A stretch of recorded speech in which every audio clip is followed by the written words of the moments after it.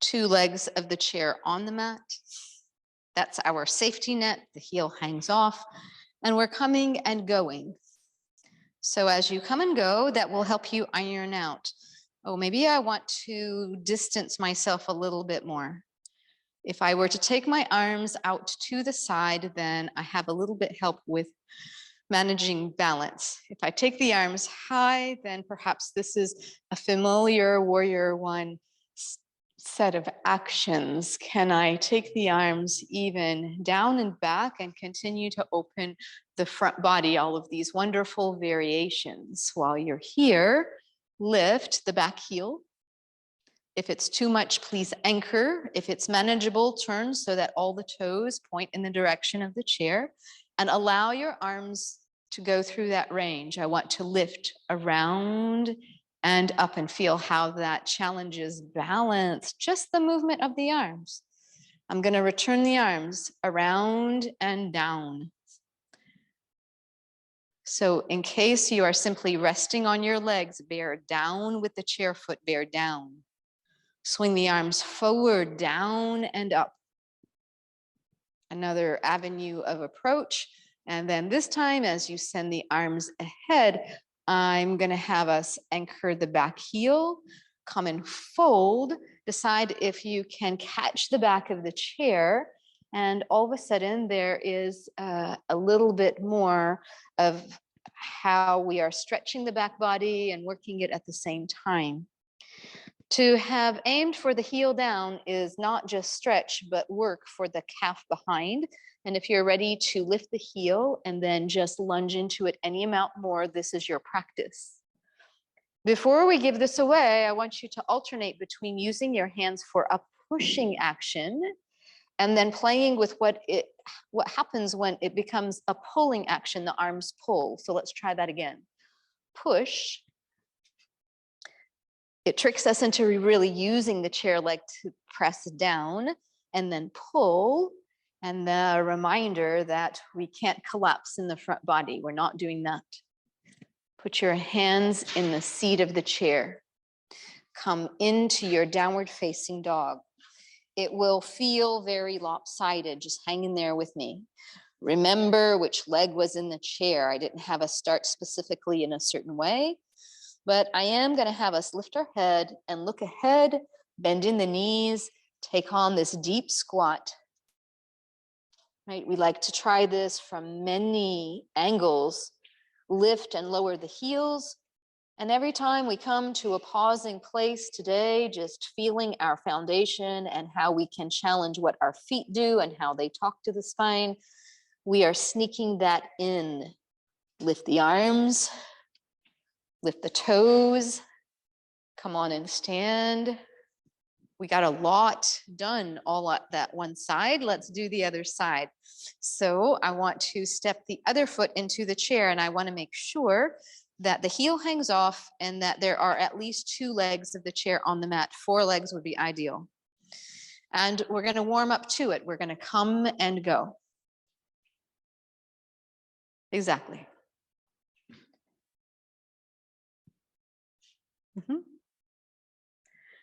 Let this help you define, do I want to be further? What is that going to be like for me? Can I take the arms out to the side and feel how they lend to helping balance? Coming into this long stretch, this long warrior one shape, very familiar place. We're just warming up those ankles, not just the knees. And then to decide about lifting the back heel, you are welcome to anchor it. Turning all the toes forward, finding any major or minor adjustments, and then taking the arms around and down. Taking the arms around and up. The feet talk to the rest of the body, so do the arms. Send the arms down and through and back behind you. Keep lifting, keep finding the lift. The foot at the chair bears down. And swinging the arms down and through and lifting any amount, lifting the rib cage. Beautiful. Take the time, and as you anchor the back heel, come and fold, put your hands with the back of the chair, make any adjustments. You may decide you need to be closer, you need to be further, but as you do, we're giving time to anchor the back heel. It gets our attention. And then we want to push, let the arms push. We want to explore maybe a deeper fold, a nice surprise that the hips are willing. And the arms can pull. Notice what happens through your neck, not just in your shoulders. Push again.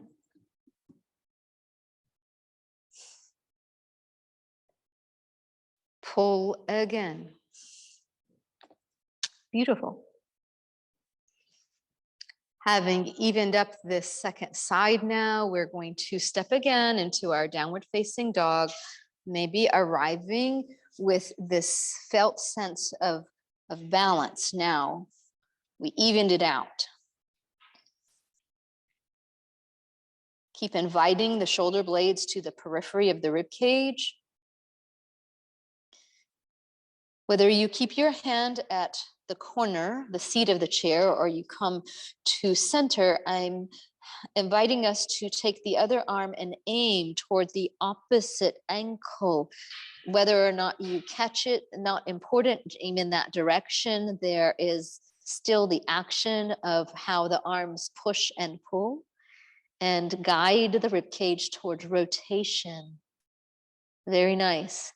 Inhale, lift your head, come back to center. Please do this. Bend in your knees, take that deep squat, keep looking ahead. This keeps our head happy.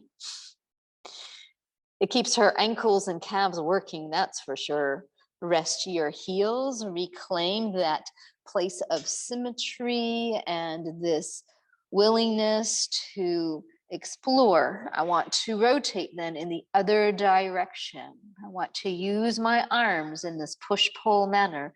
Your hand can catch the top of the calf or the back of the knee, just depending on where you are comfortable adding action. This time, however, as you're ready to come back to center, if you will, take your arms wide, keep half of a fold, look ahead, keep a light bend of the knees. And through our practice, we often give attention to not hanging back in this position, being over the middle of the feet and then coming unfolding, dropping the elbows, using how we are anchored into our inner heels to guide that transition. Take the arms behind you and lift. Feel what it's like to do this on your own from this angle. Right? This shape that we practice from different angles against gravity.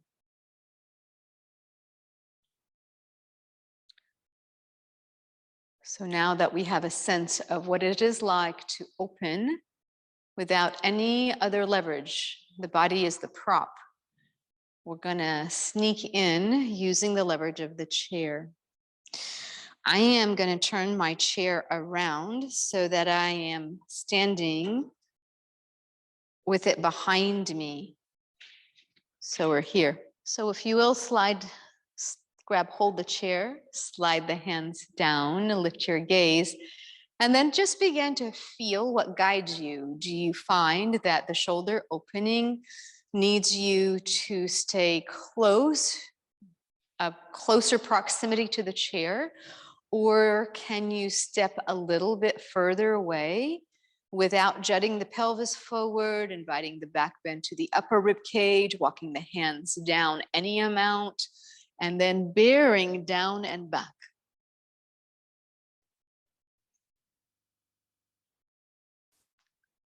If we had the block between our feet, we could remember the work of the inner thighs from what we just had done a little while ago, right? The block between the feet engaged the inner thighs. So we can remember that prop and put the work into play. This imaginary line from the outer hip points to the inner heel and how that adds value to the lift. If your neck gets tired because this angle is not as familiar to your body, drop your gaze. I'm going to do it too. And as you look slightly down, keep lengthening the back of the neck up.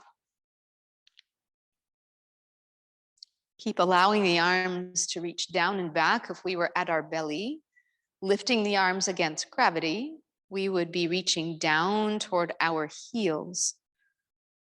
So we're strengthening those actions with those intentions. Lift your gaze again.